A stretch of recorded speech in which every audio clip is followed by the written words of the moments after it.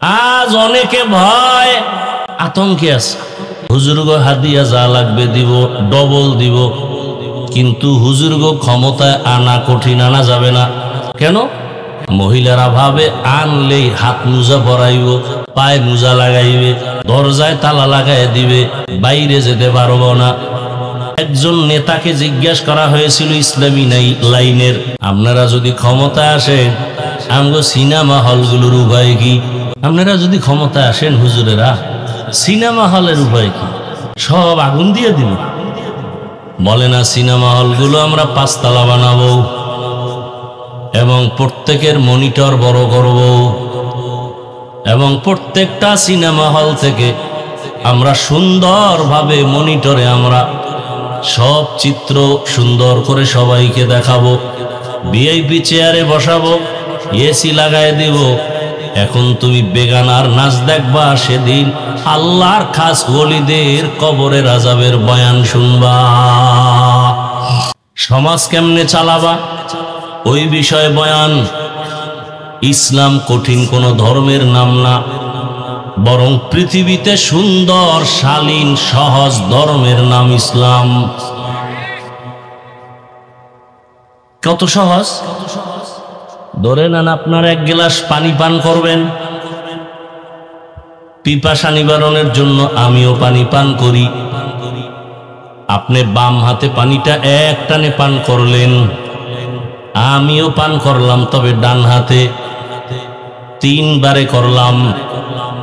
আপনারও পানি পান হয়ে গেল, আমারও হলো, তবে আমারটা মদিনার আদর্শে হলো। এটা কষ্ট? এটা কি কষ্ট? আপনারা মোনাজাত দিয়ে যাবেন, জুতা পরবেন, আমিও জুতা পরব। আপনি জুতা পরবেন, ডান বামের হিসাব নাই, এমন দৌড় দিবেন, হয়তো কিছু দূর গিয়ে দেখবেন আর একজনের জুতা ভাই। এরকম হয়নি? ধরা খাইলে কয় টেস্ট করলাম, আর না খাইলে গেছি গা। আমিও জুতা পরব, তবে আমি রসুলের সুন্নত অনুযায়ী জুতা পরব। ডান জুতায় ডান পা আগে যাবে, সুন্নত। এরপরে বাম জুতায় বাম পা ঢুকবে, সুন্নত।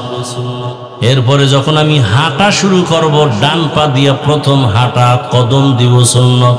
এটা কষ্টের কি? এটা কি কষ্ট বলে? খানা খাইতে বসবেন, আমিও খানা খাই।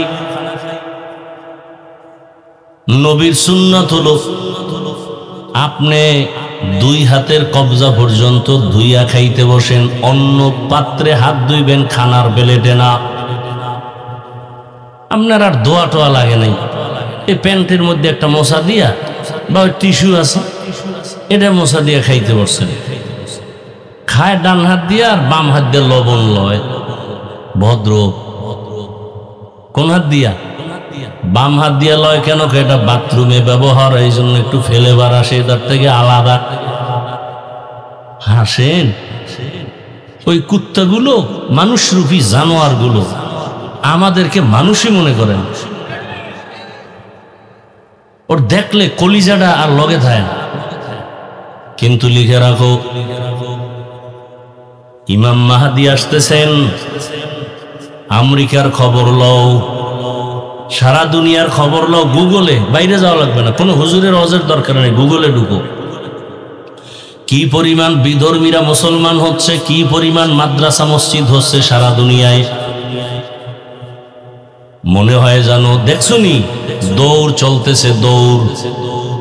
জালেম আর পাওয়ারে বসতে পারে না, থাকতে পারে না। মনে হয় যেন ইসলামের পূর্বাভাস, ইমাম মাহদী আসার পূর্বাভাস।